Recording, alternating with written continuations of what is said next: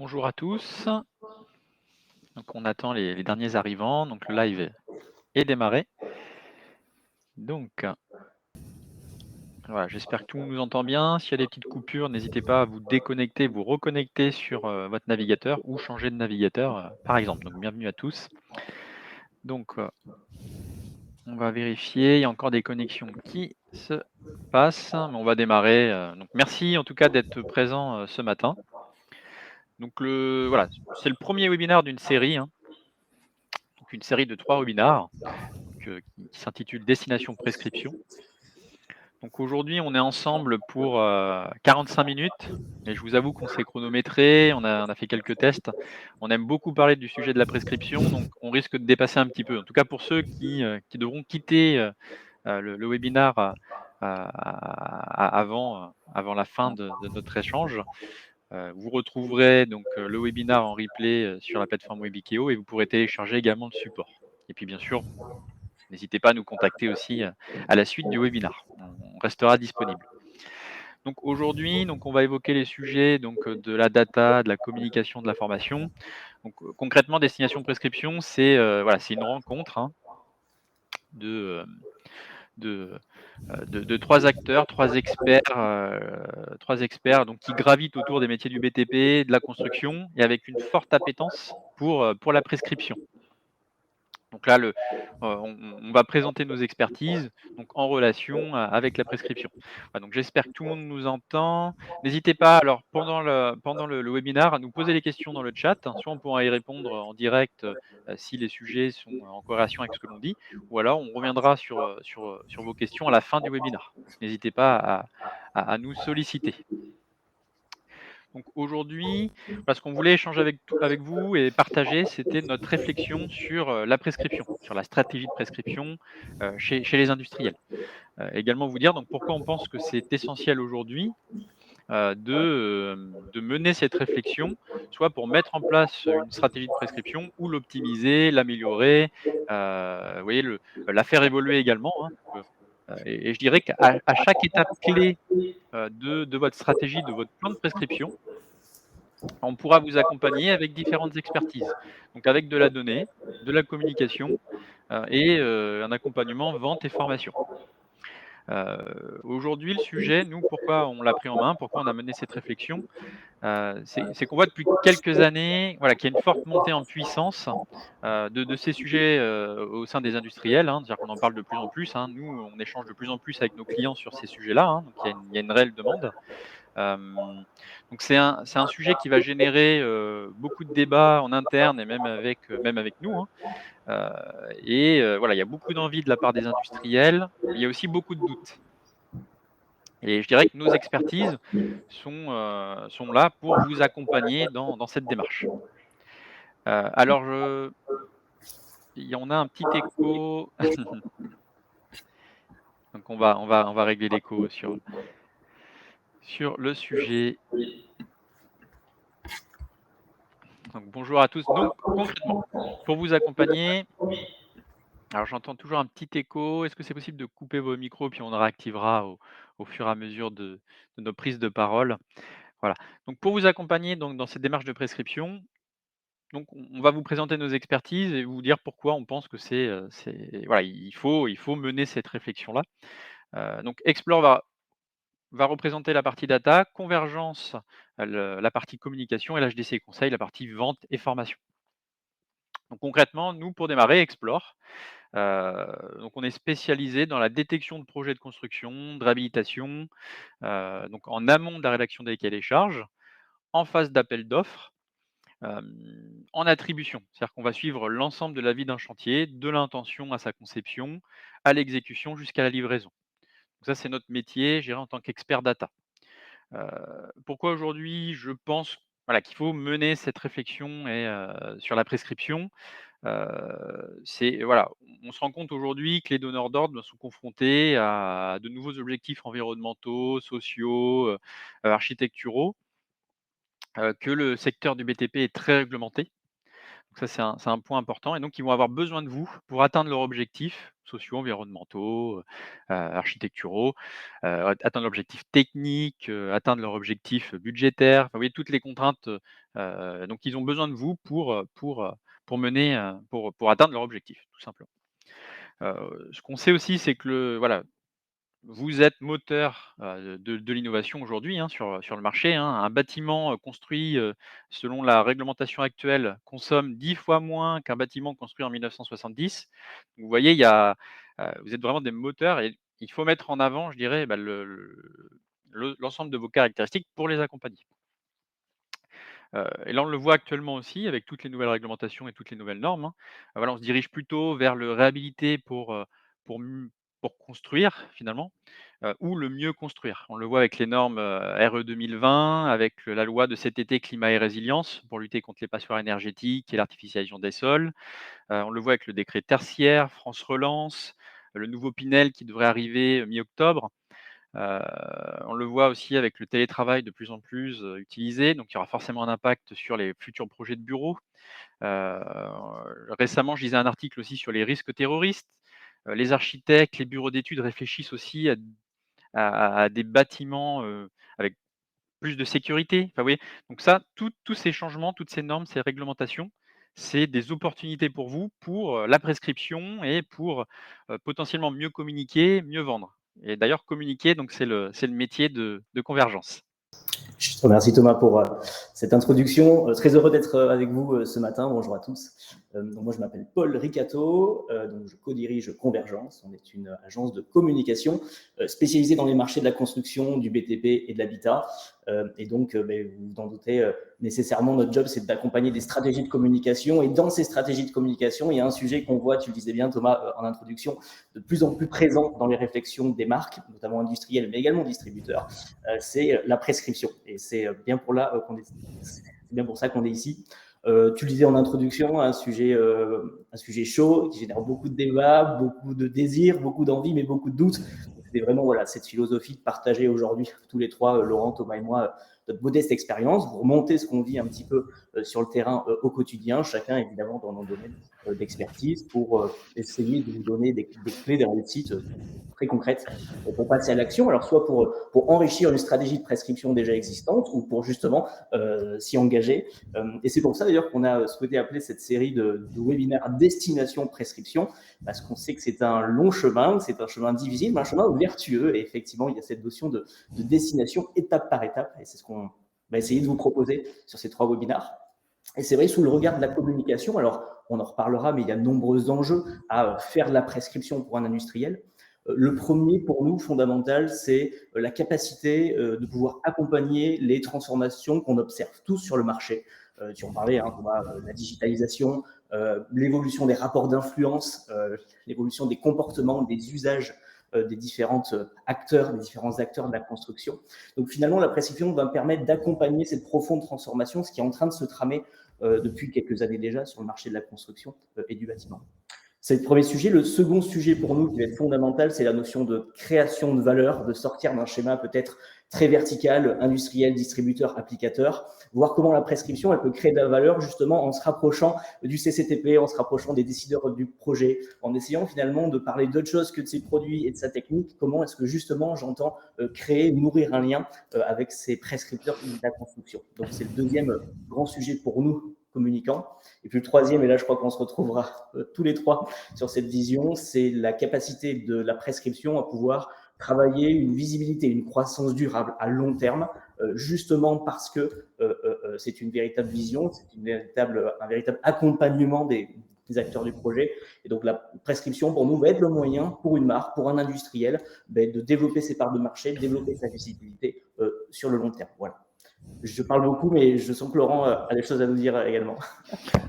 Barré parce qu'on est 3 bavards. Bonjour à toutes, bonjour à tous, merci d'être là aujourd'hui. Effectivement, parler de la data et de l'information. Paul vous a parlé des outils de communication et de la communication en général. Ici, on intervient un petit peu après, en troisième volet. En fait, on utilise la communication pour donner envie à vos équipes, à vos forces de vente itinérantes, leur donner envie de mettre en musique tout ça. Notre rôle, c'est de vous accompagner pour mettre en mouvement vos équipes commerciales, pour qu'elles aient envie de faire de la vente via la prescription. Je fais des formations depuis 16 ans. Avant, j'étais de votre côté, j'étais négoce, j'étais fabricant, et puis je suis passé à côté d'une certaine barrière pour vous accompagner finalement depuis 16 ans. Et la prescription est vraiment un bras de levier important pour être reconnu et vendre à long terme ou à court terme. Et donc, c'est sur ces sujets qu'on vous accompagne pour réfléchir, organiser vos équipes, comment donner envie à vos équipes de se mettre en mouvement sur ces sujets. D'une manière complètement sur mesure, hein, chaque entreprise, vous êtes toutes et toutes différents de l'autre côté là. À chaque fois dans la prescription, on dit tout le temps, bah, ça dépend de votre stratégie, ça dépend de vous, ça dépend de vos équipes, plein de choses. Et notre rôle, c'est de construire et de monter des équipes, des programmes de formation dédiés à vos équipes pour vraiment mettre en musique tout ça. Et on aura l'occasion d'y revenir un petit peu plus tard sur concrètement, qu'est-ce que chez Conseil pour accompagner les négociants ou les distributeurs qui souhaitent s'orienter vers la prescription. Donc voilà, donc aujourd'hui, nous, ce qu'on vous propose, donc, c'est de partager notre réflexion avec vous, donc, sur 3 étapes. Donc aujourd'hui, on va redéfinir la prescription et ses étapes clés, hein, donc c'est le webinaire d'aujourd'hui. Et on vous proposera et on communiquera sur ces informations-là 2 autres webinaires. Donc un webinar le 28 octobre, donc sur des études de cas, donc qui reprendront les sujets alignement data communication, donc Explore, société Explore et la société Convergence, donc le 28 octobre. Et on reviendra également sur une étude de cas, donc spécifique prescription, hein, donc avec le sujet alignement data, formation et commerce, donc le 4 novembre. Donc on vous informera des différentes dates et des différents sujets qui seront abordés. Donc voilà, donc c'est une vraie destination, hein, donc c'est vraiment le sujet, donc avec une première partie plutôt théorique et qui va reprendre toutes nos expertises. Et puis on rentrera donc dans le vif du sujet avec des études de cas réels, hein, donc c'est des sujets qu'on traite au quotidien avec nos clients sur le webinaire 2 et 3. Donc voilà, on vous invite en tout cas à la suite de ce webinaire, à vous inscrire, pour le numéro 2, donc avec Explore et Convergence. Donc avant de démarrer, de reprendre, de redéfinir la prescription, hem, voilà, on voulait revenir sur les défis des industriels, donc vis-à-vis de la prescription. Donc aujourd'hui, voilà, on sait que la prescription, c'est un processus long au cours duquel donc on acquiert la confiance de ses interlocuteurs, par la maîtrise technique, par une approche conseil auprès des donneurs d'ordre. Je dirais de mener cette approche conseil, ça va vous permettre de sortir d'une relation uniquement transactionnelle, une relation uniquement, bon de commande, donc voilà, de sortir cette relation transactionnelle pour aller vers une approche conseil, accompagnement, des donneurs d'ordre. Si aujourd'hui, vous restez uniquement sur une approche bon de commande, j'ai envie de l'indiquer comme ça, les architectes, les bureaux d'études, peuvent penser avoir en face d'eux seulement des interlocuteurs, je dirais des commerciaux, sans technique. Donc ça va être vraiment un grand défi de sortir de cette relation, financière, je dirais. C'est exactement ça, Thomas. Et je te remercie. Il y a cette nécessité. Et je pense qu'en fil rouge de tout ce qu'on se dira, c'est que la prescription, elle crée de la valeur. Elle a pour objectif de créer de la valeur à plein d'échelles différentes, à plein de niveaux différents.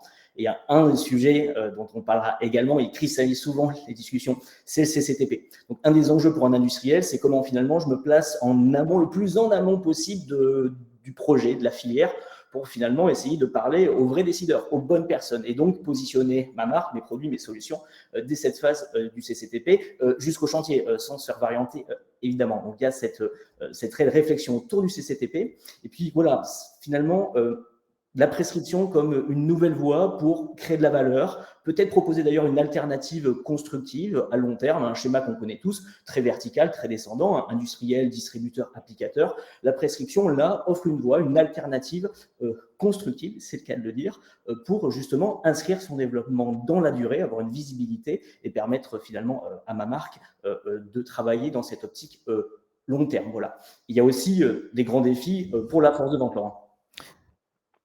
Ce qui est évident, c'est que bon, ce qui intéresse l'entreprise, les entreprises, qu'elles soient distributrices ou un fabricant industriel, c'est la vente, c'est le chiffre d'affaires.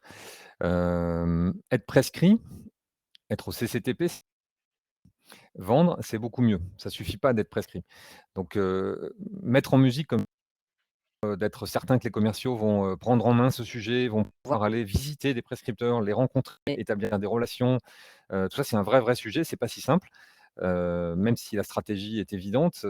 Là, c'est pas toujours évidente, mais par contre, c'est clé. C'est vraiment important de réfléchir sur ces sujets-là. Donc, c'est ce type de thème que l'on aura l'occasion d'évoquer ensemble. Il y a un sujet aussi qui est clé et qui revient en permanence aujourd'hui, c'est de dire bon, bah, très bien, j'ai compris l'intérêt d'aller voir des architectes ou des économistes, mais je fais ça quand? Je vais gérer mon temps comment? Comment je vais pour dédier du temps à aller, mener des actions auprès des prescripteurs. Ça, c'est des sujets clés qu'on évoque aujourd'hui. Comment je fais changer un CCTP? Concrètement, je fais comment pour mettre le CCTP dans la bécane du gars pour que l'économiste mette maintenant ma marque? C'est des choses qu'on aura l'occasion de travailler ou de voir ensemble et des trucs et astuces qu'on évoquera ensemble. Le but, c'est de vous donner des conseils, hein, aujourd'hui vraiment et de vous hem Donc là, pour démarrer, pour bien démarrer, donc on vous propose de vous redonner notre définition de la prescription, de redéfinir la prescription et ses enjeux. Voilà. Ouais, c'est ultra fondamental. De quoi parle-t-on? Je pense que tous autour de la table, même si on ne vous voit pas réellement, on aurait tous des définitions différentes de ce que c'est que la prescription. Donc ça nous semblait dans un premier temps, avant de donner concrètement des clés pour passer à l'action, qu'on partage tous ce socle commun, ce bagage commun de finalement, c'est quoi la prescription?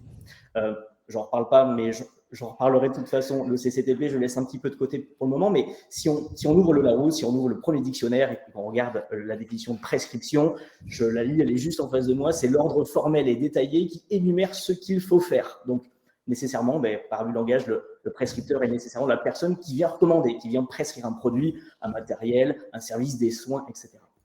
Donc, si on extrapole, si on se met dans l'écosystème d'un projet de construction, en fait, par définition, tout le monde est un peu prescripteur. Un particulier va être prescripteur auprès de son artisan pour une partie finition de sa rénovation. Un architecte va être prescripteur auprès d'un artisan. Un négoce va être prescripteur auprès de ses clients. Donc, finalement, tout le monde est un peu prescripteur auprès de tout le monde. Donc, on va juste essayer pour nos échanges de se mettre du point de vue de l'industriel et dans l'abus de langage finalement qu'on utilise au quotidien, ou faire de la prescription pour un industriel, on pourrait le définir, c'est une définition que l'on vous propose, comme étant une action ciblée d'influence et d'accompagnement. Et on va voir déjà que ces deux sujets sont fondamentaux, influence et accompagnement, au plus proche de deux choses, des décideurs du projet, à qui je parle, qui est le réel décideur, qui est le réel prescripteur sur mon projet, donc au plus proche des décideurs du projet, et qui permet, enfin, ça y est, on y est, d'atteindre un Graal, le CCTP, d'être prescrit dans ce fameux CCTP, et ou de le varianter. Là est toute la discussion. Donc c'est la définition qu'on voudrait vous présenter, vous partager, et ce bagage commun qu'on voudrait avoir avec vous sur ce qu'on entend dans la prescription du point de vue de l'industriel. Donc forcément, quand on se remet dans l'écosystème du projet, il y a plusieurs typologie de ces fameux décideurs du CCTP. Je vais avoir une prescription peut-être dite technique. Je vais retrouver des économistes, je vais retrouver des bureaux d'études, je vais retrouver des maîtres d'œuvre, etc. Je vais avoir une prescription des prescripteurs plus esthétiques, entre guillemets, architectes, agenceurs, décorateurs, etc. Et puis, je peux avoir une prescription peut-être un peu plus diffuse, un peu plus dure à qualifier, un peu plus difficile à appréhender parce que elle se trouve comme une espèce de magma dans lequel je pourrais retrouver la maîtrise d'ouvrage, l'assistance à maîtrise d'ouvrage, les promoteurs, les bailleurs, les scénistes, etc. Un espèce de magma un peu diffus. Donc, on voit bien que derrière cette prescription, finalement, il y a beaucoup d'acteurs et que ce n'est pas forcément si lisible que ça. Voilà. Donc, on a plusieurs cibles qui sont complexes à appréhender et donc ça va nécessiter de fait, en tant qu'industriel, un véritable travail de fond. Pourquoi? Pour comprendre déjà qui prescrit, quelles sont les interactions, quels sont les schémas d'influence entre ces différents profils de prescripteurs, qui est le bon prescripteur ou qui sont les bons prescripteurs pour mon projet, pour mes produits, pour mes services. Finalement, qu'est-ce qu'ils attendent, ces prescripteurs? Comment ils consomment l'information? Quels sont leurs usages? Quels sont leurs comportements? Comment je dois les adresser, comment je dois les accompagner, comment je dois les approcher pour leur dire quoi, etc., etc., etc. Et comment j'embarque ma force de vente et toute mon entreprise, évidemment. Donc, c'est vraiment le message, s'il y a peut-être un message qu'on voudrait vous faire passer aujourd'hui, c'est de se dire, de notre point de vue, plus qu'une simple action commerciale qu'on pourrait qualifier d'opportuniste, la prescription, pour nous, tous les trois, je pense qu'on serait d'accord pour partager ça, c'est une véritable philosophie d'entreprise, c'est une démarche de fond. La prescription est une démarche de fond et l'industriel qui développe ses ventes par la prescription entend nécessairement travailler à long terme et, je dirais, mener ce travail avec toutes les forces vives de son entreprise, service marketing, service commercial, développement produit, direction générale, etc. Donc, de fait la nécessité d'une approche stratégique et de méthode pour accompagner cette vision à long terme. Et je pense encore une fois que Laurent, tu auras un certain nombre de choses à rajouter. Pour expliciter un petit peu plus d'accord sur qu'est-ce que la prescription, on se propose de vous proposer un petit schéma tout simple. Ce qui vous intéresse, que vous soyez distributeur, négociant ou fabricant, c'est la case du milieu, c'est les affaires. Moi, chantier, c'est des projets, c'est que j'ai finalement toute l'année, au long de l'année, des affaires qui tombent pour faire du chiffre d'affaires et vendre. Si vous êtes industriel, vous allez d'ailleurs un lien étroit avec le négociant. La case du haut, le distributeur, vous le voyez, c'est votre client, c'est celui qui vous appelle, qui vous achète. Donc c'est normal, vous avez un lien fort avec lui. Parfois, vous avez un lien aussi avec l'entreprise qui est à droite, la case orange, l'entreprise de pause. Parfois, vous lui vendez en direct. Donc vous avez effectivement un lien. Même si vous passez par le négoce, vous visitez quand même l'entreprise. Finalement, vous vous dites, bah, on est bon, quoi. On voit nos négoces, on voit nos entreprises, on maîtrise. Vous maîtrisez une partie, en fait, de l'ensemble du projet. S'il y a un projet, c'est parce que à gauche, la case bleue, il y a un maître d'ouvrage. Il y a quelqu'un qui s'est dit, moi, j'ai de l'argent et je veux faire un listing. J'ai des fonds, je vais faire une promotion immobilière et faire 120 logements dans la banlieue de Rennes.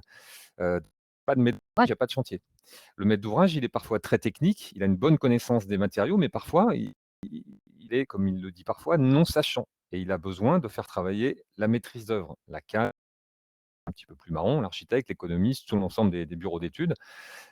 S'il n'y a pas de maître d'œuvre, bah, il n'y a pas de chantier. Si vous avez une action commerciale vis-à-vis des négociants, des distributeurs, aussi vis-à-vis des entreprises, c'est bien. C'est bien, mais pour être certain d'avoir beaucoup d'affaires régulièrement, à mon avis, et on est d'accord avec Thomas, c'est pas suffisant. C'est pour ça que cette action vers les prescripteurs, maître d'ouvrage, maître d'œuvre, alimenter vos affaires et d'avoir du volume d'affaires au fil des mois et au fil des années. Voyez ce schéma un petit peu comme une roue d'un moulin. Vous avez 4 godets. Si vous mettez de l'eau uniquement dans un seul des godets, si vous en mettez un petit peu plus du côté de l'entreprise, super, vous mettez de l'eau et vous mettez de la puissance sur 2 godets. Mais c'est pas ça qui va vous faire tourner la roue des affaires et c'est pas ça qui va vous amener suffisamment d'affaires au fil de l'année. Si vous alimentez votre roue des affaires en mettant de l'eau sur l'ensemble des godets, maître d'œuvre, entreprise et distributeur, ça vous donnera plus de visibilité, plus d'affaires et c'est ce qu'on cherche au final, hein. Donc il y a plein d'autres avantages. Mais schématiquement, voilà ce que l'on nomme nous de notre côté. Ouais, donc et effectivement enfin, par rapport à ce que disait Laurent, moi ce que j'ai envie de dire aussi, c'est, tous ces acteurs, hein, qu'on avait autour du chantier, ils ont on revient toujours aux objectifs architecturaux, énergétiques, objectifs, projets, hein, je dirais, heu et vous avez des réponses à apporter à chacun de ces acteurs-là. Donc c'est important aussi de le noter. Donc oui, mais vraiment l'ensemble des acteurs, pas seulement l'entreprise ou le négociant. Souvent, on nous demande: «Ouais, OK, bon, bah, on a compris la prescription, c'est bien, bon, oui, c'est stratégiquement important, mais ça va nous rapporter? Comment on va mesurer, l'efficacité de la prescription? C'est long, c'est pas simple et cetera». Ça se mesure. C'est pas si facile, mais c'est faisable largement. On peut mesurer les effets de la prescription. Il y a beaucoup qui sont axés sur la prescription, ça se mesure. Ça vous apporte quoi concrètement de faire la prescription? D'abord, vous allez connaître plus globalement, de façon plus fine, l'ensemble de votre écosystème. Vous connaîtrez le secteur. Un bon commercial, une bonne entreprise, c'est celui qui sait tout sur tout, qui est au courant de tout. Il n'y a rien qui passe à travers le filet parce qu'il sait tout. Il connaît les rouages, qui bosse avec qui, et cetera. Grâce à la prescription, vous complétez ce maillage et vous avez un maillage beaucoup plus serré. Donc vous allez avoir une connaissance plus complète de l'écosystème de votre marché, vous allez établir des relations durables avec les leaders. Bien sûr que le négoce est important, bien sûr que l'entreprise est incontournable, mais le maître d'ouvrage, c'est lui aussi quelqu'un d'important qui décide finalement. Si on ne le connaît pas, on n'a pas de relation avec lui, on perd cette capacité à l'aider déjà, à l'accompagner et à établir une relation fine avec.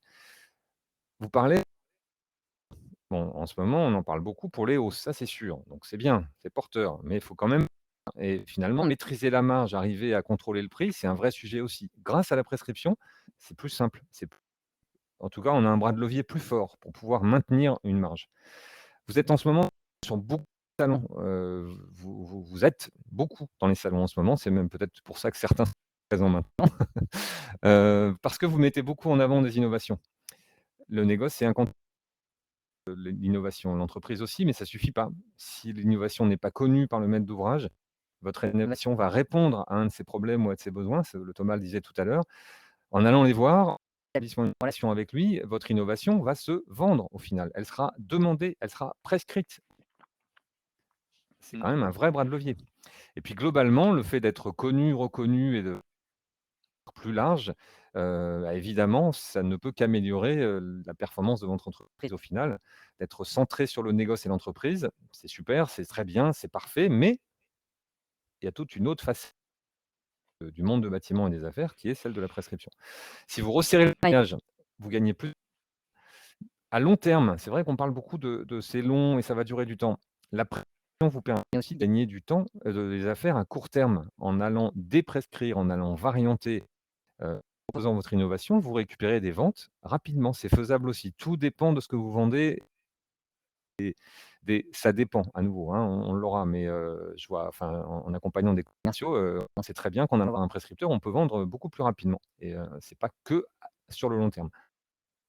On gagne pas mal de choses quand même en faisant de la prescription. On rentrera dans le détail de ces avantages, de ces bénéfices, dans les 2 autres webinaires avec Paul et avec moi.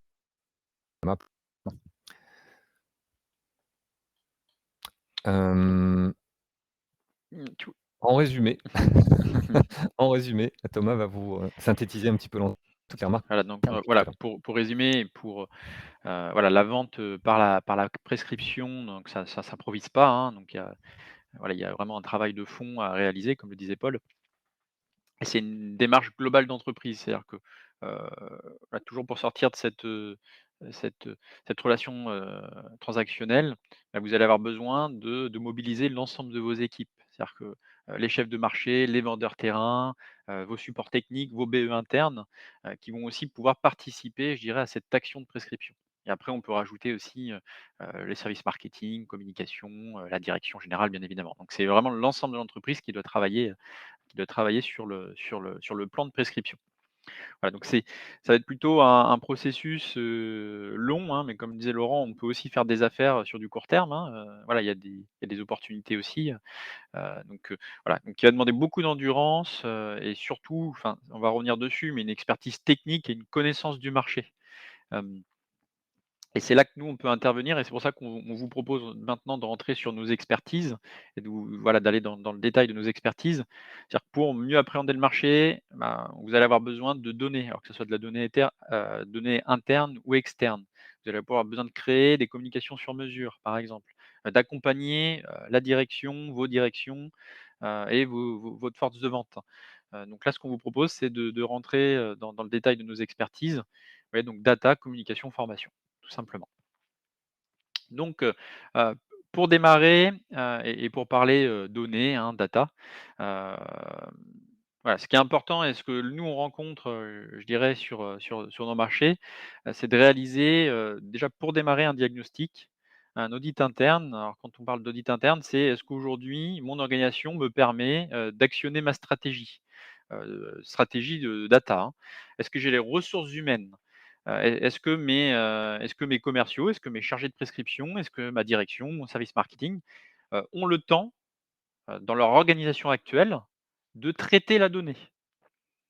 Hem, alors c'est pas forcément négatif. Si aujourd'hui vous ne l'avez pas, c'est pas forcément négatif, hein. C'est-à-dire que ce diagnostic-là va vous permettre de peut-être repenser votre organisation, et imaginer, je dirais une organisation pour mieux alimenter vos chargés de prescription. Hem, voilà, je dirais comment mieux opérer votre stratégie de prescription avec de la donnée. Et également, c'est de se dire comment on va diffuser l'information dans l'organisation. Ça va être très important. Voilà, les chargés de prescription, les commerciaux sont beaucoup sur le terrain. Donc est-ce qu'on ne peut pas imaginer une personne en back office, qui va préqualifier la donnée pour le commercial ou le chargé de prescription, pour ensuite la redistribuer, en fonction de ce qui a été qualifié, préqualifié, sur un secteur. Donc ça, c'est très variable selon les organisations. Donc voilà, il faut vraiment penser, à l'organisation donc de manière globale. Ensuite, il faut penser utilisateur de la donnée.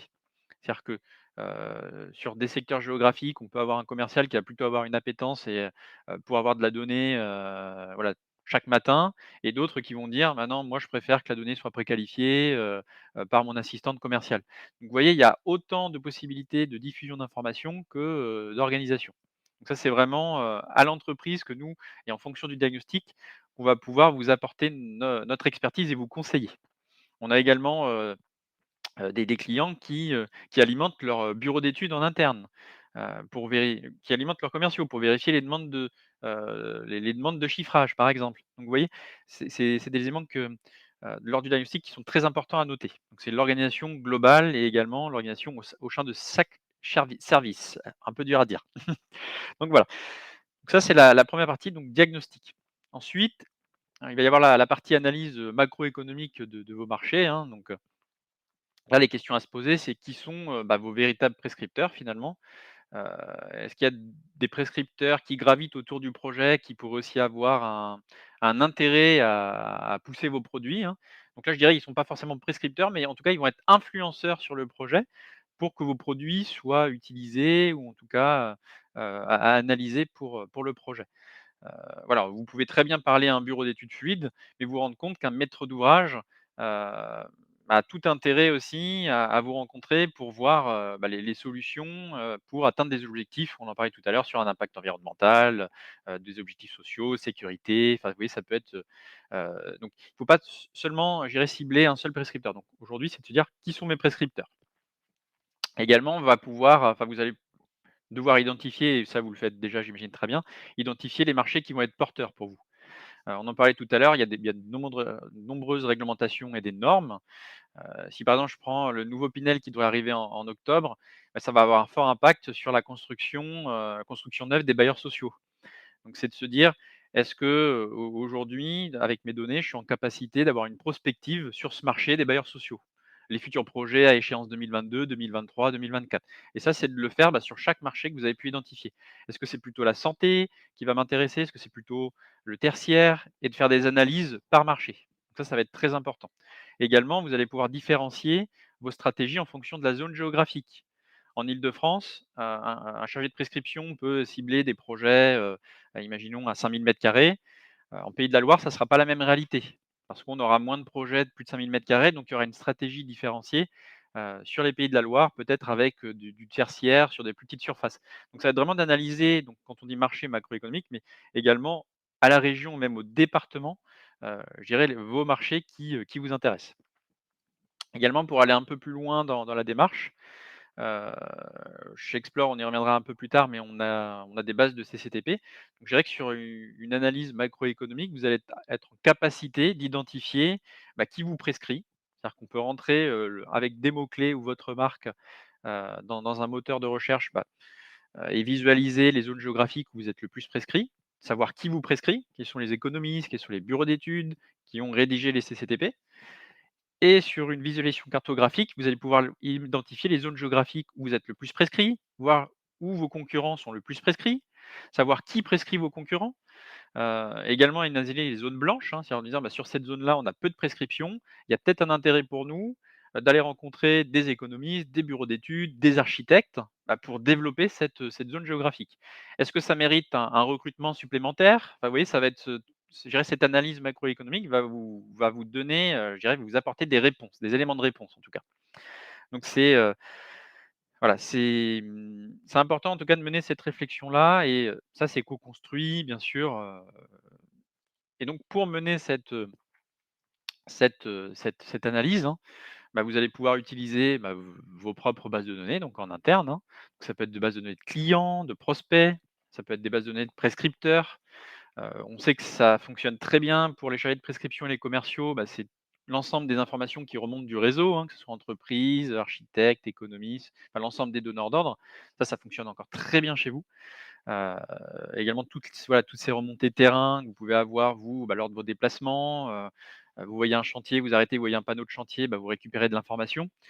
Et sur cette base de données en interne, ça va être de se poser la question de comment elle est structurée aujourd'hui. Est-ce que vous avez suffisamment d'informations sur chaque, bac de données pour les mobiliser pour vos futures actions de prescription? Je vous donne un exemple. Aujourd'hui, vous pouvez avoir une base de données de prescripteurs, mais vous n'avez pas forcément la visibilité sur leur appétence marché. Est-ce que ce prescripteur fait plutôt du bureau? Est-ce qu'il fait plutôt de la santé?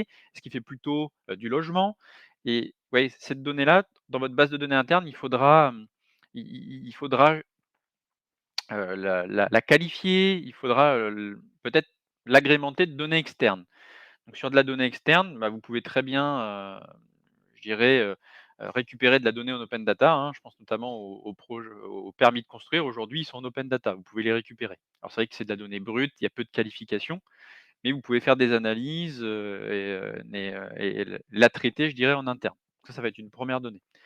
Également, il y a d'autres données comme la presse écrite spécialisée. Donc ça, c'est important chez Explore encore aujourd'hui. Nous, on lit la presse écrite chaque matin, bah, pour identifier, hem, je dirais des évolutions sur le marché, bon, sur l'ensemble des marchés, je dirais, de la construction, des métiers du BTP. Là, notamment aujourd'hui, dans l'actualité, et ça on le voit de plus en plus, c'est, le développement des bornes de recharge. Ça aura des impacts sur l'ensemble des constructions et sur également l'existant. Carrefour, par exemple, va créer des milliers de bornes de recharge sur ses parkings, vous voyez? Donc ça va être aussi sur la presse écrite et spécialisée, ça va être de servir de cette donnée-là pour identifier des opportunités. Ça, c'est important de le noter.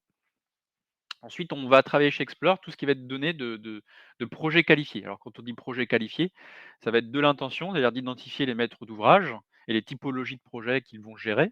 Donc est-ce qu'un maître d'ouvrage a plutôt l'habitude de faire du bureau, du tertiaire, logement? C'est toujours le même principe. Est-ce qu'on est plutôt sur des grandes surfaces, et cetera? Ça va vous permettre de faire des palmarès, enfin, ça va vous permettre d'identifier, je dirais, les donneurs d'ordre à fort potentiel. Donc sur la partie maître d'ouvrage, on va qualifier les maîtres d'œuvre, on va qualifier les entreprises de travaux. Donc cette donnée-là, vous allez pouvoir la recouper avec vos données en interne, bah, pour prioriser vos actions de prescription, pour identifier les zones géographiques où il y a un fort intérêt. Donc oui, le recoupage d'informations est très important et la qualification également. Également, tout ce qui va être appel d'offres public. Alors c'est vrai que moi j'ai beaucoup d'industriels avec qui on travaille sur la partie appel d'offres, hein, qui sont publiés sur les plateformes dématérialisées. Vous ne répondez pas aux appels d'offres aujourd'hui, clairement vous ne répondez pas, mais aujourd'hui, ça permet de créer des liens et de tisser aussi son réseau parce que les appels d'offres, bah, intéressent vos clients. Donc ça va vous permettre d'alimenter vos clients avec tous les appels d'offres publiés sur les secteurs géographiques. Si vous voyez un projet intéressant sur votre zone géographique, vous voyez que vous avez un partenaire, voilà, très présent sur cette zone, vous allez pouvoir lui pousser l'information et aujourd'hui ça, on en parlait tout à l'heure avec, Paul et Laurent, tisser ce lien est très important, que ça soit avec les entreprises, les donneurs d'ordre, enfin ça va être voilà, d'être au plus proche de son marché. Donc vous voyez, d'avoir une vision sur tout l'ensemble des appels d'offres, ça va être important. Sur ces appels d'offres-là, chez Explore, donc nous on va lier, des CCTP. Donc aujourd'hui on a plus de 10 ans d'historique de CCTP, hein. Donc là, l'intérêt, c'est que ça va vous permettre d'identifier, bah, où vous êtes prescrit et d'identifier surtout les prescripteurs, c'est-à-dire qui rédige le CCTP réellement. Donc vous pouvez dire: «Bah, là, nous, on s'intéresse au bureau d'études fluides» et en fait, vous vous rendez compte que sur le CCTP, bah, il a été rédigé par l'architecte. Donc vous voyez, c'est pas des ça va vous permettre d'identifier aussi de nouveaux acteurs, de nouveaux prescripteurs. Ça, c'est important aussi de faire cette analyse, de données et puis comme on le disait tout à l'heure, ça vous permettra de vous f de faire des analyses, macroéconomiques sur ces bases-là. Également, bah, quand vous allez identifier, que ce soit dans vos bases ou dans des bases, externes, vous allez pouvoir identifier, des donneurs d'ordre. Bah, de plus en plus, c'est ce qui est fait, hein, c'est que vous allez pouvoir les suivre sur les réseaux sociaux. Voilà, ils communiquent de plus en plus, bah, quand ils sont attributaires de ou nommés sur de nouveaux chantiers. Donc ça va être important de les suivre sur LinkedIn notamment, de suivre ces acteurs. Et après, on peut travailler aussi avec l'ensemble de vos données sur de la donnée, extérieure, hein, sur des études, à façon, hein, avec vous. Donc on construit des études, bah, pour identifier les futurs marchés porteurs. Donc, mobiliser, finalement toute cette donnée-là va vous permettre d'y voir plus clair, d'animer votre réseau, bah, d'identifier voilà, de nouveaux acteurs, par exemple. Ça va vous permettre aussi, notamment quand on parle de base CCTP, de se rendre compte que, bah, il y a des prescriptions qui sont obsolètes aujourd'hui. Donc ça va vous permettre de dire: «Bah, on a une prescription qui a été faite il y a 2 ans, bah, on va revenir dessus parce qu'aujourd'hui on a de nouveaux produits, on a innové». Donc on va retourner voir nos anciens prescripteurs, hein, finalement, qui peut-être ne vous prescrivent plus. Et donc vous voyez, je dirais de structurer votre donnée, bah, ça va vous permettre ensuite de déployer votre stratégie, globale de prescription, hein, que ce soit en communication ou auprès de la force de vente, de la structurer, mais vraiment de manière personnalisée. C'est-à-dire que vous allez vraiment pouvoir, bah, activer la bonne donnée, pour communiquer et pour mieux vendre. Et donc c'est ce qu'on va voir, avec, Convergence, et Explore. Paul et Laurent. Voilà. Je te remercie Thomas, super. Mais c'est vrai qu'une fois que j'ai réussi à bien structurer mon marché, à bien dimensionner, à bien qualifier, c'est les mots que j'ai notés, mais je peux penser à communiquer. Et c'est pas une mince affaire, je vous le conseille. La communication prescription, elle va répondre finalement à deux phases intellectuelles super importantes et qu'on va aborder ensemble aujourd'hui évidemment. La première, ça va être de quelle manière l'industriel doit faire évoluer son discours, changer de posture. Ça sera fondamental pour bien adresser ces prescripteurs. Il va falloir que je fasse un petit peu évoluer la manière dont je prends la parole sur le marché. Et le deuxième sujet, ben, ça va être effectivement, une fois que j'ai fait évoluer ce discours-là, une fois que j'ai structuré ma communication, quelle stratégie de com je mets en place pour atteindre tel ou tel prescripteur. Donc le premier point, c'est ce dont on parlait, c'est ce changement de posture. Philosophiquement, il y a un truc qui est fondamental, archi fondamental, s'il n'y avait qu'une seule chose à retenir peut-être sur la communication, c'est ça. Il faudra que l'industriel passe de fabricant-fournisseur à une marque partenaire de la réussite du projet, partenaire de la valorisation de l'ouvrage, partenaire du quotidien d'un prescripteur, marque qui facilite, qui solutionne, qui fait gagner du temps, etc. Donc ça, c'est un changement de posture, puisque dans la construction, dans l'industrie, on a la fierté d'un savoir-faire industriel, et souvent, on présente son produit, c'est « regardez ce que je sais faire, mon produit, c'est le plus technique, le plus performant, le plus innovant, le plus fantastique, le plus esthétique et le moins cher ». C'est souvent un discours assez vertical, assez descendant. On va devoir renverser tout ça et justement plutôt changer de posture et être moins fabricant, moins fournisseur, mais plus partenaire. Donc, comment est-ce qu'on y arrive? On va essayer de développer un rapport gagnant-gagnant, évidemment, entre l'industriel et les prescripteurs. Et ça va nécessiter, finalement, intellectuellement, de donner un peu avant de recevoir. Et d'ailleurs, c'est une bonne métaphore de la prescription. Hein. C'est je m'investis auprès des prescripteurs, je donne de mon temps, je donne de mon expertise avant d'être prescrit, avant de recevoir. Donc, c'est le schéma intellectuel qui va être super intéressant sur la communication. Et malheureusement ou heureusement, ça dépend du point de vue, en prescription, rien ne va pouvoir se décréter, malheureusement. Je vais devoir prouver mon expertise, je vais devoir démontrer et construire une relation, et je vais devoir surtout entretenir une confiance, entretenir une relation. Voilà. Donc, philosophiquement, avant de présenter ces solutions, avant de parler de son produit, avant de parler de son service et de ce qu'on a à vendre, l'industriel, le fabricant, va devoir avoir pour vocation prioritaire de faire monter en compétence les prescripteurs, de les éclairer sur un marché, de les inspirer, de les informer, finalement, d'accompagner le prescripteur, architecte, maître d'œuvre, économiste, tout au long de son projet. Donc c'est ça ce changement de posture. Je ne suis plus un fournisseur, je suis une marque qui devient en quelque sorte, on pourrait faire ce parallèle, une sorte de média. Ma vision en tant qu'industriel est attendue sur des sujets du marché, sur la RE 2020, sur les nuisances sonores, sur la protection feu, etc. Je suis attendu, ma vision est attendue en tant qu'expert légitime de mon marché. Et en développant cette forme de leadership, de légitimité, ma prescription, elle est facilitée puisque mes solutions ne deviennent plus finalement qu'un prétexte. Mon produit, mon service que j'ai à vous vendre devient un prétexte à la réussite du chantier, une solution, si vous voulez, qui va être apportée à un prescripteur dans le quotidien de son travail. Voilà. Donc philosophiquement, c'est de se dire, je ne vends plus, en fait, je ne suis plus là pour vendre, je suis là pour démontrer mon savoir-faire, démontrer mon expertise, et je ne suis plus là pour vous parler de mes produits, je suis plutôt là pour vous informer sur ce qui se passe sur le marché et sur les enjeux. Je vous accompagne, je vous guide, je vous facilite mon quotidien. Pour être très concret, des clés de réussite qu'on a identifiées et qui concernent pour le coup ici des équipes marketing et communication. Le premier point, ça va être de structurer son discours, ça paraît bête, ça paraît évident, mais je vais devoir, en tant que fabricant, en tant que marque, définir une ligne éditoriale, définir une promesse de valeur claire sur la prescription. Qu'est-ce que j'ai envie de dire à ces prescripteurs? Qu'est-ce que je leur raconte? Sur quel thème j'entends prendre la parole au-delà de mes produits et mes services? Donc cette structure du discours, elle est fondamentale, c'est le premier point.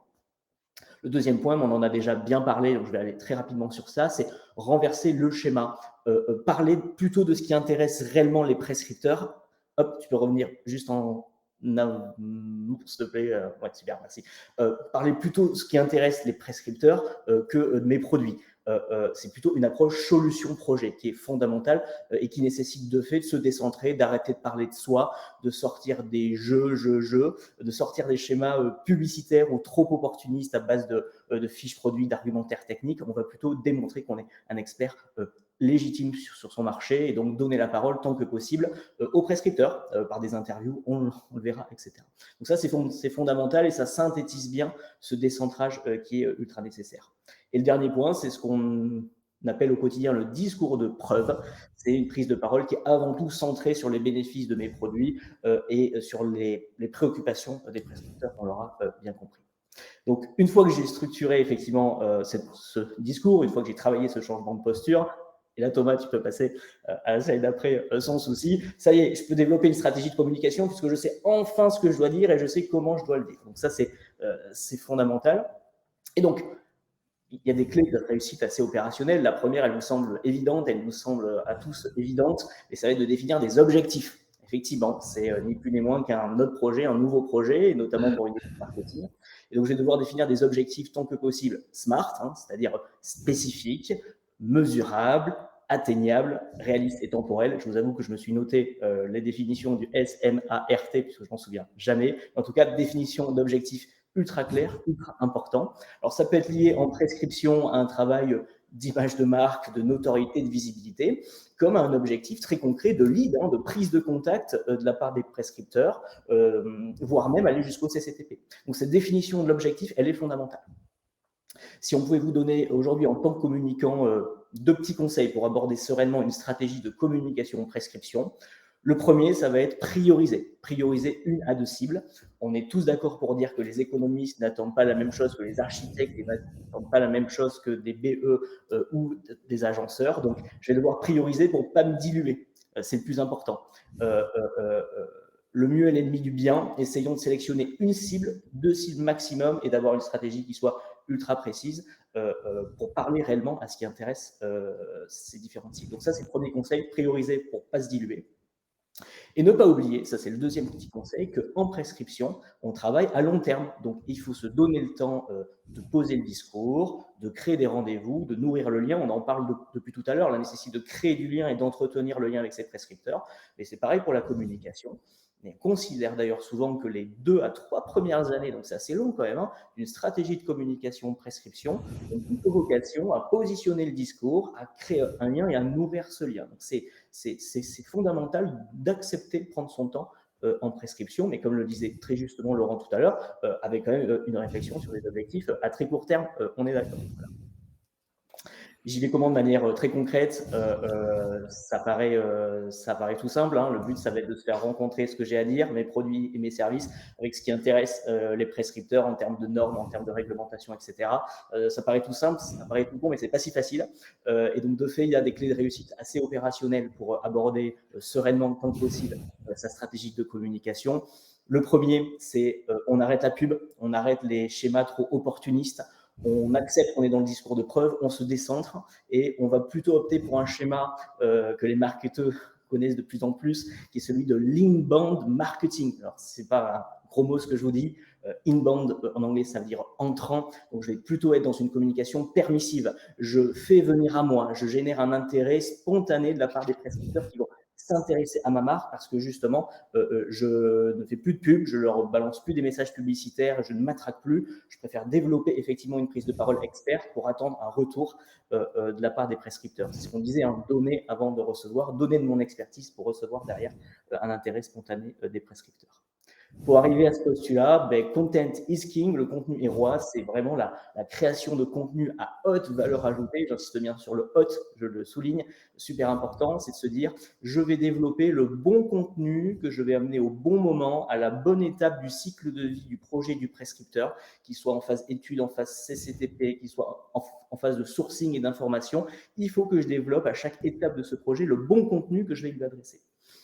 Dans la bibliothèque des contenus, on a évidemment un certain nombre, de l'article de blog à la newsletter, au magazine, au podcast, au livre blanc, au webinaire, et on est en plein dedans. On fait aujourd'hui un nouveau site de la prescription.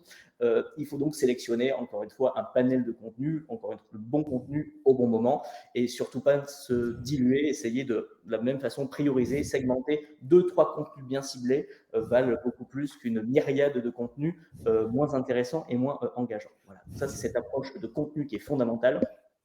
On parlera de content marketing, on parlera d'inbound marketing, mais c'est le socle.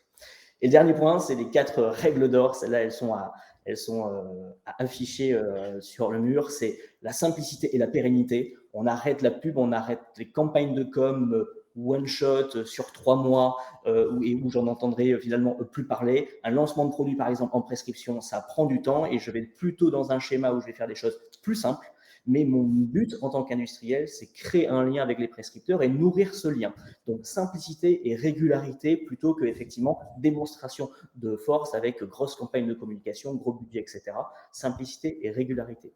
Je veux créer ce lien, je veux créer de la valeur, je veux être dans un schéma non opportuniste. Je veux démontrer une légitimité et une expertise. Donc ça, c'est 2 points fondamentaux. La pérennité, on en a déjà beaucoup parlé. La prescription et surtout en communication, c'est nécessairement une approche moyen terme. Donc, je travaille effectivement dans la durée. Pourquoi? Parce qu'il y a également les comportements, les usages de nos prescripteurs, architectes, bureaux d'études, économistes. Ils ne nous attendent pas. Et si je veux les faire varianter, si je veux les accompagner, ça prend du temps. Il y a de l'inertie dans les pratiques. Et donc, nécessairement, je suis à l'opposé d'une campagne de com. Je suis dans une démarche d'accompagnement. Et le dernier point, mais qui paraît évident, on consomme tous beaucoup de contenu sur LinkedIn, sur le digital, on a vu exploser les webinars, etc. Donc oui, le digital, évidemment, comme point de contact fondamental et prioritaire pour la prescription, mais pas que. Toutes les études, et il y a notamment une étude assez précieuse de Archiviste qui nous parle des comportements et des usages de la prescription. On voit bien que le print, l'événementiel est fondamental et donc avoir une approche omnicanale sera fondamental pour accompagner les prescripteurs de la construction. Ça fait beaucoup d'infos. On reparle de tout ça le 28 octobre avec un cas très concret. J'arrête de parler et je passe la parole à Laurent sur le volet accompagnement de la force de vente. Il est 12h20 et on vous remercie d'être encore avec nous. On a débordé un petit peu, mais on vous garantit qu'on va finir très, très court pour pas déborder trop sur le déjeuner. Nous aussi, on a faim. Après l'information, après la nécessité d'avoir de l'info sur les chantiers, où vont se passer les affaires, et cetera. Après l'aspect communication, qui est clé. D'ailleurs, entre parenthèses, entreprise parfois, si vous êtes de la vente, vous dites: «Ouais, le marketing, ils ont rien compris, ils connaissent pas notre métier, ils sont des clients». Et si dans votre entreprise et vous êtes du marketing, parfois vous entendez dire: «Ouais, les commerciaux, ils sont au courant de rien, ils prennent pas de hauteur, ils sont trop terre à terre» et cetera. Moi, j'entends ça en permanence, assez souvent, pas dans des entreprises. Franchement, ce que vient de dire Paul, moi, je pourrais dire exactement la même chose. Côté vente, de toute façon, la marketing, c'est de la vente. On a exactement les mêmes, mots, les mêmes orientations et finalement, sur notre partie vendeur et mettre en force de vente, on reprendra exactement ce que vient de dire pour le mettre en musique, c'est exactement ça. Nous, notre fonction, notre job, c'est de donner envie aux forces de vente d'y aller. Et il y a souvent une étape c'est expliquer au fait, c'est quoi la prescription? Comment ça marche? Et finalement, ce que je vous conseille, vous, de votre côté aussi, c'est d'essayer d'aller à la rencontre d'architectes, de faire venir un économiste lors d'une convention commerciale pour lui expliquer, bah, lui plutôt vous explique, bah, voilà, économie, c'est ça, mon job, c'est ça, bref et vos forces de vente verront que, bah, l'économie, un homme ou une femme normal et que vous avez plein de trucs à vous dire entre vous et lui. Donc démystifier, c'est une étape importante. Ensuite aussi expliquer très concrètement, de quoi parle-t-on. L'objectif, c'est d'aller donner envie de faire. Des fois, on me dit: «Mais comment tu fais pour donner envie à des commerciaux d'aller» tu fais comment concrètement? Ça dépend, ça dépend de plein de choses, mais en tout cas, la clé est que c'est il faut qu'il y trouve un intérêt. Il faut que chaque personne trouve un intérêt à changer de posture, Paul tout à l'heure, et c'est ça qu'on travaille ensemble, c'est quel est l'intérêt pour chacun d'entre vous, chacune de vos personnes à aller voir et à passer du temps vers la prescription. Du coup, il y a 2 acteurs principaux, c'est la direction générale d'abord, hein. Petite remarque et petite pause. Pas la commerciaux si la direction générale n'y croit pas et si les managers ne sont pas inclus dans la démarche. Parenthèse fermée. Assez souvent le cas quand même, on fait marcher et on ne peut pas donner envie à des commerciaux d'aller voir des prescripteurs si ce n'est pas une démarche stratégique. Paul parlait tout à l'heure de philosophie, c'est vraiment important ça. Donc on travaille avec d'abord la direction générale, les directions stratégie commerciale pour justement organiser la force de vente, vous conseiller sur ces sujets-là. L'étage d'en dessous, c'est pas un étage d'ailleurs, hein, c'est la porte à côté, c'est au même niveau, bah, toute l'équipe commerciale sédentaire ou itinérante. On aborde des sujets très concrets, concrètement de dire, bah, à quel moment il faut intervenir? Vous devez appeler l'archi ou l'économiste, à quel moment? Et là, les infos qu'explore sont très, très riches. Enfin, c'est vraiment, hyper important de savoir, quelle est la bonne personne. Hem et donc on travaille sur ça, sur quelles étapes, à quel moment faut-il agir. On revient sur l'importance des réseaux, des connaissances des gens, des réseaux d'influenceurs, ou d'influence. On élargit justement le champ de vision, on sort un peu du négoce et de l'entreprise pour aller vers d'autres domaines. Il y a un truc aussi qui revient en permanence et ça, je vous engage à entraîner vos forces de vente à le faire, c'est obtenir un rendez-vous avec un prestataire. Très souvent, on me dit: «Mais en fait, c'est pas si simple d'arriver à obtenir ce rendez-vous avec ce décideur». Entre les 2, il y a une secrétaire qui fait son job. Elle vous dit: «Bah, super, très bien, votre doc génial là, mais envoyez enfin votre doc ou votre produit a l'air super, envoyez-moi un mail. Comment j'obtiens un rendez-vous avec». Alors, c'est un sujet. Aujourd'hui, Covid est passé par là, les rendez-vous en visio, c'est pas tout en présentiel. Comment je fais? Comment je fais pour convaincre en étant derrière un écran comme on est pour partager une documentation? Ça, c'est des sujets que vous pouvez vraiment travailler en interne parce que c'est du concret, c'est pas si simple.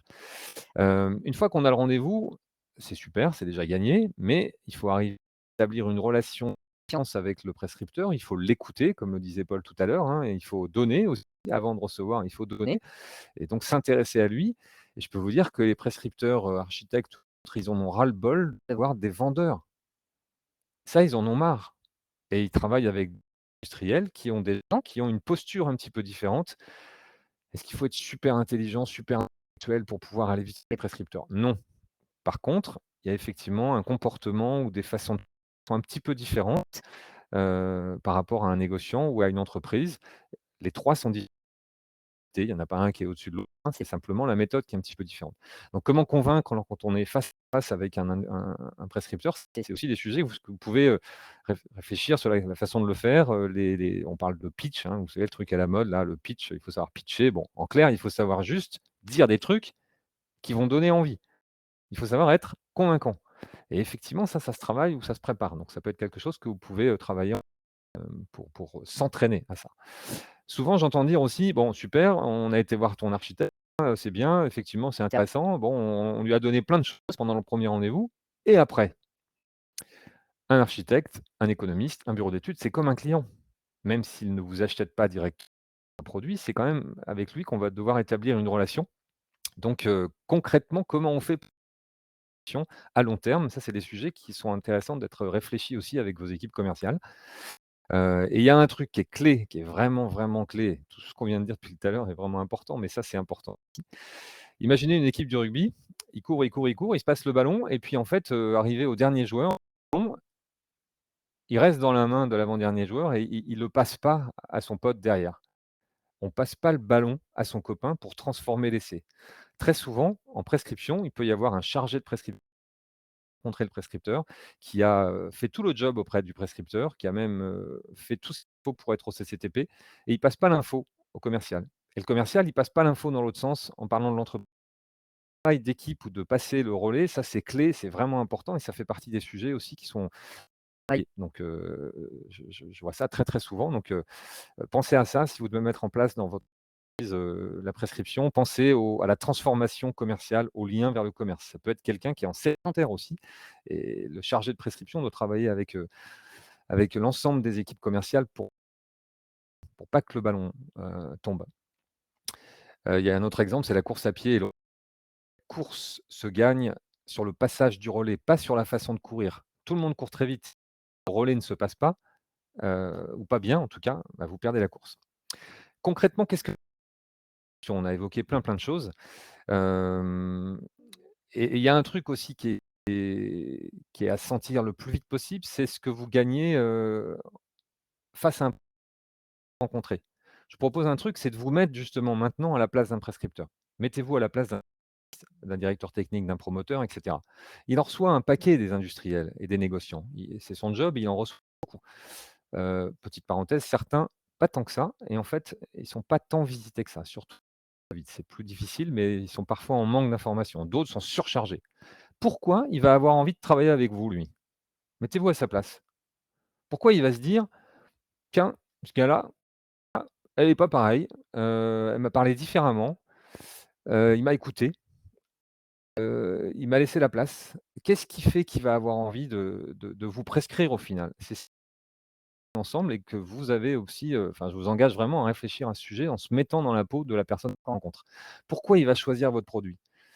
Qu'est-ce qu'il attend de vous, en fait? Et ça, c'est vraiment des sujets intéressants, importants et qu'on aura l'occasion de traiter au travers des 2 dates à venir et avec moi-même au mois de novembre. C'est en se mettant à leur place qu'on finalement a peut-être changé de posture. Ce qui est pas si simple, c'est vrai, mais c'est vraiment gagnant, ça vaut le coup. Ça s'appelle un passage de relais. On voilà, merci d'avoir été là jusque-là en tout cas. Thomas, à toi. Ah, ton micro.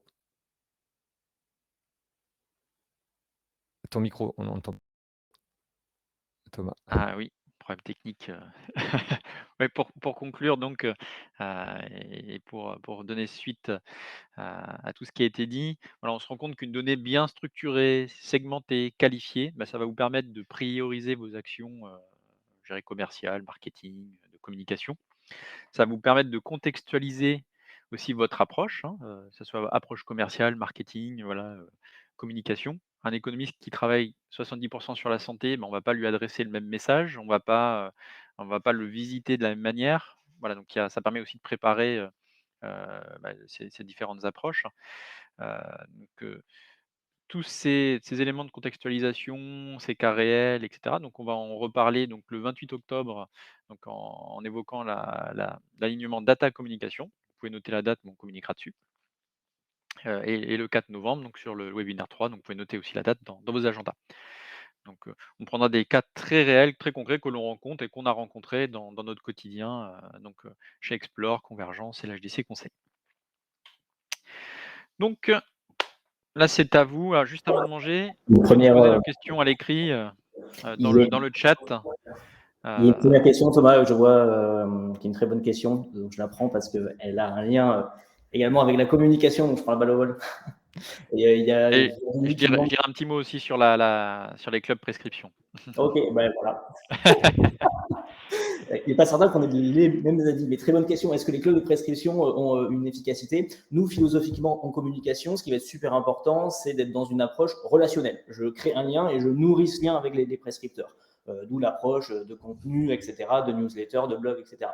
Donc fondamentalement, la notion de club, elle induit une animation de communauté. Donc elle pourrait être une bonne voie intellectuelle dans sa capacité à nourrir le lien. Néanmoins, dès que je suis dans une approche de club, je suis dans une approche de marketing. Je vais avoir tendance à marketer un club, à lui mettre un logo, à lui mettre un concept, un univers visuel. Et donc là, je glisse un peu mon curseur vers la pub, vers la com, vers quelque chose de plus intrusif. Donc oui, intellectuellement, pour les clubs de prescription, dans la capacité à animer une communauté, attention à ne pas être dans une approche trop transactionnelle. Essayons de rester dans le relationnel. Moi, je veux juste rajouter un point sur le club des pressions et l'efficacité. En fait, là, la difficulté, alors ça fonctionne très bien, il y a des résultats sur ces réunions, sur ces échanges. Ensuite, on en revient toujours à la même chose, c'est-à-dire que, nous, on le voit chez nos clients en tout cas, il y a vraiment un besoin de contextualiser l'approche prescription. Dans un club de prescription, vous n'allez pas pouvoir identifier ceux qui font du logement, du bureau, de la maison individuelle, et je sais que de plus en plus chez nos clients, ils ont vraiment besoin de cette spécialisation en disant: «Bah, on va parler à des économistes qui font du bureau, mais on veut parler qu'à ceux qui font du 5 000 carrés parce que nos produits s'adaptent à du 5 000 carrés de bureau». Dans ce genre de rencontre, c'est intéressant, mais vous ne pourrez pas aller, je dirais, dans le détail de leur projet, ou enfin, vous n'aurez pas forcément la connaissance du public qui sera présent. Voilà, c'est juste ce que je voulais ajouter sur ce point-là. Si, un truc intéressant, alors Virginie, je ne sais pas quel est le sens de votre question quand vous parlez de club de la prescription. Il y a 2 types de clubs. Paul a parlé d'un type de club, c'est-à-dire créer un groupe, si tu voilà, on est d'accord. Un groupe de on se dit: «Tiens, on va faire un club des prescripteurs et on va adresser, des services, des messages à l'ensemble de ces prescripteurs». Nous, en tant qu'industriels, on décide de faire un club, mais on l'organise pour nous-mêmes. C'est ça que tu voulais dire, je crois? Moi, je l'ai compris différemment, c'est, les réunions sur enfin les clubs, c'est-à-dire on va, pour rencontrer des prescripteurs Pareil, et Laurent. je pense que c'est ce que Thomas voulait dire. Ouais. Donc il y a 2 j'en crée un pour fidéliser une population qui m'est propre, c'est-à-dire les économistes ou les archis. 2, rejoins un club qui existe, il y en a plein, hein, Virginie, je sais, vous avez peut-être, possibilité de nous dire exactement, auquel vous pensez, mais pour moi, avantage des 2, 1er, fidéliser, créer du lien avec, nous des prescripteurs. Le deuxième, faire partie d'un club ou de réseau ou de groupe dédié à la bien sûr que c'est super important et intéressant parce qu'on échange, on rencontre, on partage, on se fait connaître, tisser du lien, on en parlait tout à l'heure, créer du lien, c'est clé. Donc il y en a plein, plein, plein qu'on pourrait citer, en France, il y en a des très actifs, officiels, j'allais dire, hein, nationaux, bien inscrits. On pourrait, allez, je ne vais pas en citer du tout comme ça, je vexerai personne, mais il y en a plein. Et puis il y a des fois, des petits clubs qui sont informels et finalement entre 3, 4, 5 industriels, on se dit: «Allez tiens, on s'entend bien avec un», on se on se crée à nous un club. Dans l'Ouest, il y en a pas mal, vers Bordeaux, il y a des gens de Bordeaux ici. Il y en a eu il y a pas longtemps, une très, très belle rencontre organisée, c'était pas officiel, mais c'était voilà, c'est super riche. Donc oui, oui, oui, Virginie, absolument, c'est très, très bien. Et du coup, vous avez la réponse, donc c'est parfait. Il y a D'autres une question vraiment structures? pour Laurent, ouais. Ouais, voilà, c'était le deuxième cas. Archi oui, bien sûr, hyper important, hyper intéressant. Des fois, on se dit: «Ouais, la prescription, c'est les petits fours, les commerciaux prescription, ils font pas de commerce, ils sont toujours là pour partir en voyage ou aller, au petit four et machin». On entend ça. Ça a changé, ça existe encore, mais franchement, il y a plein de choses à côté qui sont liées à la Mmh. vente et au business, quoi. Une Virginie, vous question aviez pour une autre question, je vais peut-être la prendre si tu veux sur l'équipe dédiée. La Alors question, c'est peut-être je vais comment juste la j'organise. redire. Ah pardon, vas-y. Je vais juste la relire effectivement. Ah D'expérience, oui, la structure la plus efficace, une équipe dédiée prescription ou des commerciaux avec une mission complémentaire à la vente? Donc effectivement, c'est ouais. Là, je vais à nouveau. Ça dépend de plein de trucs, de votre stratégie, de votre historique, de l'organisation. Ça dépend vraiment beaucoup de vous en tant que client ou distributeur. Et c'est vrai que là, répondre comme ça, c'est difficile. Avantage aux 2, hein, clairement avoir, d'un côté un chargé de prescription et des commerciaux ou un commercial autonome. Ça peut très bien marcher, mais il faut que le ballon, faut que la com bien entre les 2. L'important, c'est la vente, hein. Donc finalement, c'est de réussir et c'est de faire, la transformation.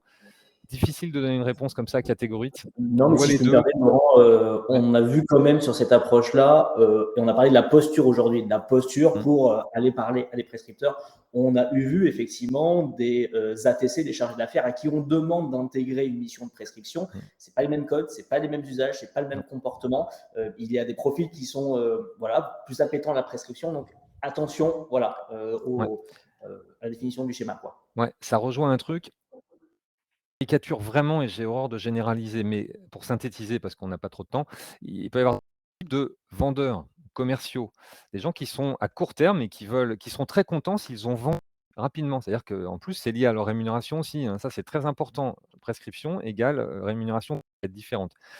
Ça peut être 2 câblages différents. Ça peut être 2 personnes différentes. Quelqu'un va aimer vendre rapidement et va se dire: «Moi, travailler pour un chantier dans 1 an et demi, ça va me saouler, j'arrête». Un autre, terme dans la construction de réseau et ça ne le gênera pas du tout d'établir une relation à long terme, même s'il n'y a pas de vente tout de suite.